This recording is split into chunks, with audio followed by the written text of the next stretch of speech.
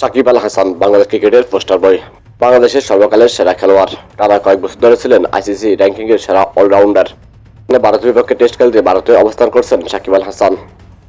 শেখ হাসিনা সরকার পতনের পর আওয়ামী লীগের এমপি মন্ত্রীদের বিরুদ্ধে হয়েছে অনেক ধরনের মামলা। তার মধ্যে কিছু সত্য থাকলেও কিছু আছে মিথ্যে মামলা।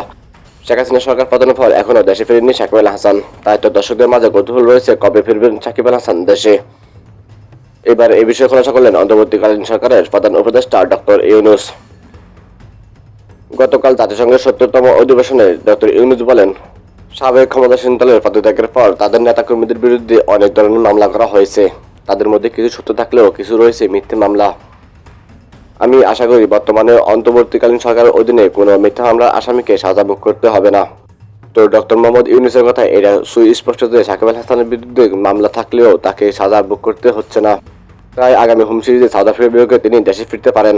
এই বিষয়ে বিসিবিও আশ্বাস দিয়েছিলেন। তো দর্শক, ভিডিওটি ভালো লাগলে আপনার মতামত কমেন্টে শেয়ার করুন। আর এই ধরনের আরো গুরুত্বপূর্ণ আপডেট পেতে চ্যানেলটি সাবস্ক্রাইব করুন।